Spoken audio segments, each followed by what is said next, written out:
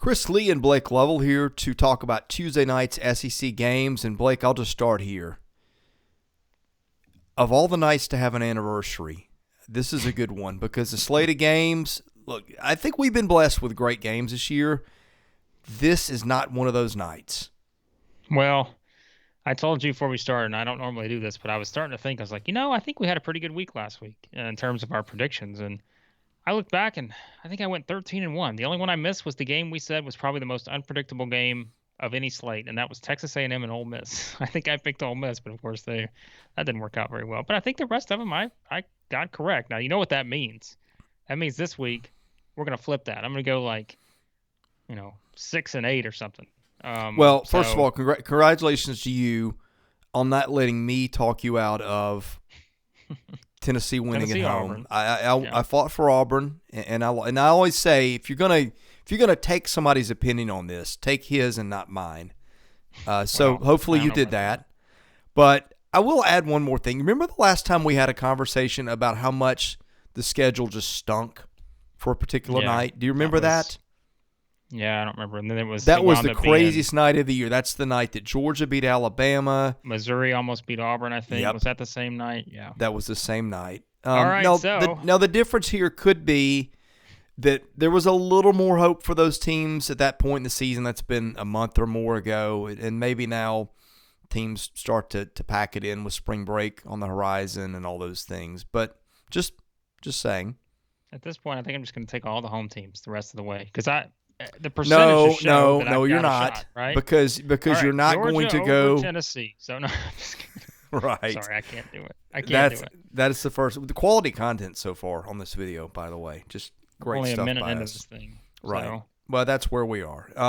Georgia goes to Tennessee. That game at 6:30 Eastern. I'll get my time zones straight this time. Mm-hmm. And Tennessee, according to Ken Pomeroy, a 16-point favorite.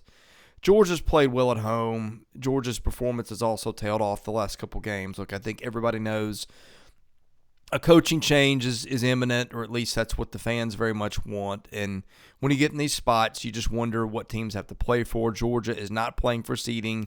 I guess Georgia would like to upset Tennessee and get a headline for a night, but I just don't see the Bulldogs having the talent, especially on defense. Yeah, unless my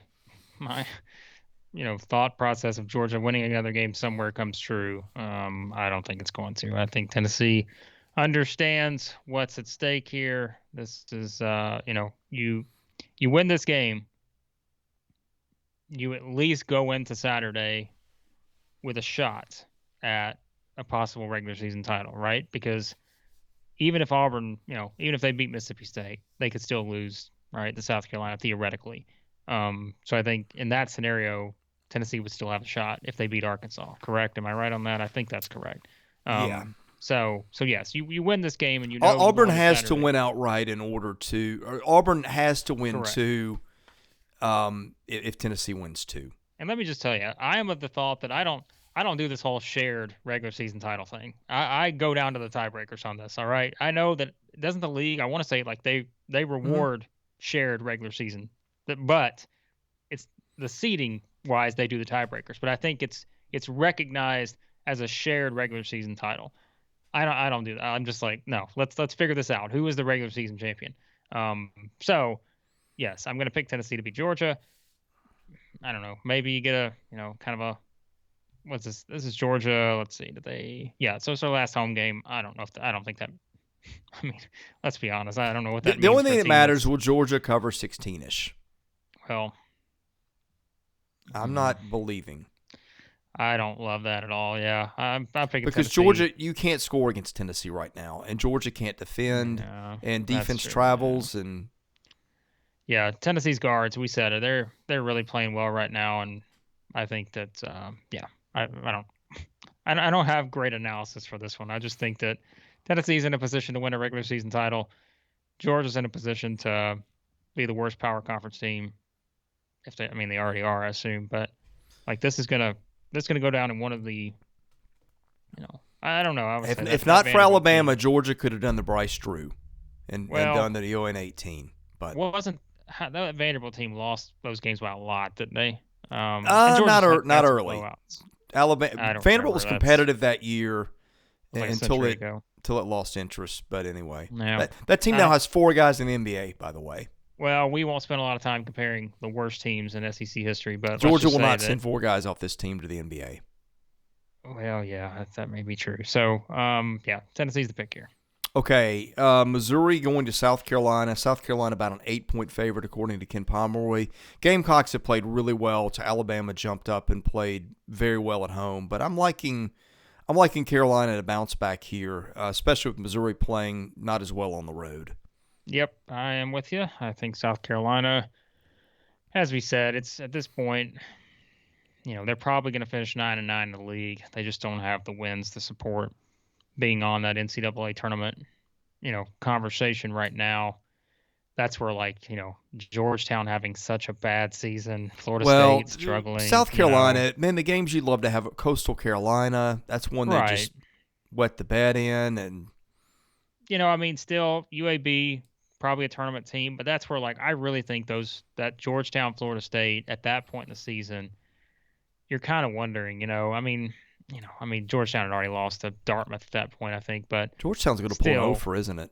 In the I was Big going to say, East. we talk about offers. They're 0-17 right now, and and I think we know where that's headed too. So, that's what I mean. I think it's like scheduling. Sometimes we can overblow because we can kind of make too much of it because you can only schedule what you perceive, right, to happen. And I'm not saying this with South Carolina. This is more of a bigger discussion, but you can only schedule what you think is going to happen. But one injury, those kind of things, you can't predict those things in terms of what the other team's going to do or how their season plays out. You can kind of just schedule it the way you can schedule it. And so I think sometimes we make a little bit too much of that because it is, you never know.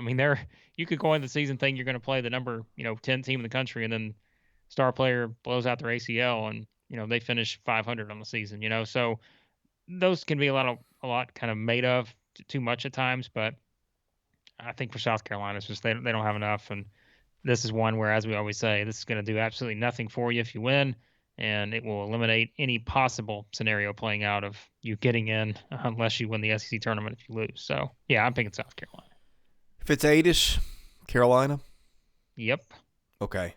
Ole Miss going to Kentucky. Kentucky about an 18-point favorite on Ken Pom. Ole Miss has had some health issues. I guess was back to better strength. Kentucky always has health issues. I presume we'll see Washington and Wheeler again, but you never know if something gets tweaked in practice. But frankly, straight up, it's not going to matter. No, I'm going to pick Kentucky in this one. Nice bounce back spot. We've talked about that with teams. Really some of the teams we talked about with kind of bounce back spots, Auburn, LSU, those kind of teams have had some really good bounce back games in recent weeks. And yeah, I think this is absolutely one of those for Kentucky. I just look, man, we keep saying it. My opinion of Auburn and Kentucky did not change really much at all, despite those losses over the weekend, just based on the competition and the setting of those games. So in this one, I just think Kentucky, I think they'll be able to do whatever they want to do, quite frankly. Ole Miss is a team, we always say, defensively, I do still think Kermit has the ability to make things interesting for teams just because of his understanding of defense and sort of how they try to defend. But as we said, the problem has come into offense hasn't been there either really this year, and it's just been a product of not having enough consistency anywhere on the floor, rotation-wise. So, yeah, I think you expect a Kentucky pretty decisive win here, and if it's 18, I'd probably take that. So, okay, that one's at 7 Eastern. Florida travels to Vandy, 7:30 tip-off Central. The main event. Well, yeah, and that says more about the others than it does about this one. Florida just manhandled Vanderbilt in Gainesville and didn't really play well, but Vanderbilt couldn't throw it in the ocean. That was one of the ugliest games we've seen all year. Florida's got a lot to play for. Vanderbilt increasingly does not. Florida has really handled Vanderbilt well in recent years under Mike White. They'll play. We've seen them play a pressing, trapping style that has created issues for Vandy at times in the past. Vanderbilt had a real problem with Toulouse Smith and Starkville, and Castleton's been a matchup nightmare for them before. Vandy's a 1-point favorite in Memorial which has had a little more life lately. That's as of Ken Palm. We don't know what the real line is going to say, but I'm kind of liking Florida in this one. Scottie Pippen went 1 of 10 from the floor in that first game, and which won't as we happen said, again. That's not going to happen again, and that's one of those things where it's like you talk about wild stat lines. No one on an SEC team scores more than 7 points in a game, but that's why he scored 42, right? So I remember watching that game, and I almost had to pull out one of those little eclipse things, where you poke the hole in the cardboard. Yeah, well, and let's remember it was that bad. Castleton didn't play in that game either. Right. So, yeah, I think just having Robbins is, that helps here for Vanderbilt, and I do think that makes it more interesting because, at least you've got someone like that with size that can try to match up with Castleton here. And I mean, I keep coming back to it, but I think this is a game about Florida's guards to me. I mean, it's, we've talked about some of these guys, whether it's Jones or we know Appleby's, stepped up in big points. And Appleby, I'll tell you what, I'm glad you said Tyree Appleby has quietly been probably this is a terrible term, the best, most unrecognized player in the SEC over the last month or so. I think it's fair. Yeah, because I was going to say, Florida's just kind of, as we said, Florida's been a team that they've beaten up until the Auburn game. Like, they had just beaten a lot of bad teams or average teams, not necessarily bad, but they've beaten teams that were not going to make the tournament. So that was kind of what we'd been waiting on. And I think that we just didn't really, we just didn't really know what to expect from Florida because of that. And so I think it's just kind of one of those scenarios. But yeah, I'm kind of with you. I think I'm going to take Florida here. I just think that, again, what's at stake? We understand what's at stake for Florida here. Like, everything's at stake. They have to win this game. There's no other alternative. They can't lose this game and then beat Kentucky because those kind of cancel each other out maybe. So I think just knowing what's at stake, you got to have this win. I think I'll pick them to get it. I do think it's going to be a close game. Now, certainly, if it's 1 point, I mean, what do you say about that? I mean, I think this game could be like, I don't know. What does this game maybe wind up as a pick 'em? I don't know. It's possible, I suppose. Yeah. So, yeah, but I just, you know what I'm going to say here. I don't trust Florida fully, but I do understand that, this is something where their season's on the line in this game. And I say that, sure, we're saying this without factoring in a run in the SEC tournament because we don't know the bracket. We can't play that scenario yet because we don't know what that looks like. But I tend to think that Florida will find a way, and I think Castleton's probably the difference here. But I also think that, Tyree Appleby has to have a big game because that's where, like we said, Scottie Pippen's not going to not play as well. He's going to play much better in this game than he did the last one. And I think Liam Robbins is the big X factor here because if he can play well and maybe help out against Castleton and those kind, he's going to have to. And we know Malora Brown is giving them quality minutes. If that pair right there can do some things, to kind of really help out and maybe try to limit some of the things Castleton can do, Vanderbilt's absolutely got a shot. But I just think I keep going back to him. I was like, man, Rodney Chapman. To me, he's still the difference in a lot of these games where I would, if he plays against Chapman would State, help them a lot in this kind of game because if Florida turns on the press, outside of Pippen, I don't know that they've got anybody that can handle it. Yeah. And he's been kind of their calming guy. Yeah.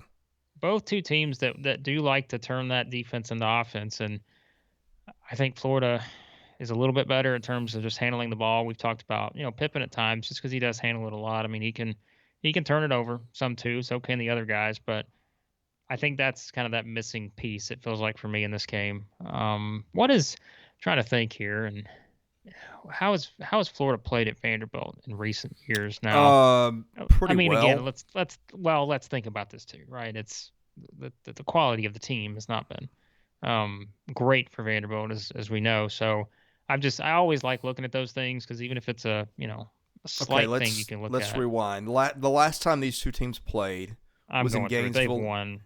They've won all of. The last time they lost to Vanderbilt was 2018, and that was a Vanderbilt team that went 6-12 in the league. So yeah, Florida's That was played pretty well. Bryce Drew was still there. It So all that's goes all together Jerry for me. Stackhouse, Mike White. Yeah. So He's had the answers. I'll take I'm taking Florida, as I said. And I don't think most of these. I'm trying to remember. I'll have to look it up. I don't think most of them have been close. Some of them haven't. I looked it up. They're 15, 16, somewhere in there. But again, that's a trend thing if you're trying to make picks versus this actual matchup. But I think knowing what's at stake, I think Florida's the right pick here. But I said it earlier, 13-1 last week. Get ready for an 0-4 start here. So we'll see if that happens. My goodness. You talk about an interesting night of basketball. It's not going to happen, I don't think. But, should be an interesting slate of games, though. I mean, I think the more I look at these matchups, they're interesting for different reasons. But it feels predictable. But every time we say that, we know things get interesting. It's the SEC, so just be ready. Parting thoughts. Nope. Action 24/7 link in the description below. Click on that. South 14, the code. If you sign up, first deposit, they will match up to $800. And so be sure to check that out if you want to bet on any of these games. And check out our reaction video if you haven't already done that. That one's up for the weekend's games and more to come. And by all means, hit the subscribe button. That really helps us out. A lot of people watching that haven't subscribed. So if you're one of those, hit the button. Just if for no other reason, do us a favor there. My dog is very fired up about this, as you can probably hear. And bracketology, Blake? Maybe some bracketology, and the Oreo there in the background could be giving us a hint that the Bulldogs could be getting their second win. Yeah, I keep trying to push this. I'm sorry. I'm just trying to get Georgia's second win. But, man, Tennessee big. I don't think it's happening. Tennessee big. There you go. All right. He's Blake Lovell. I'm Chris Lee. We'll see you again soon.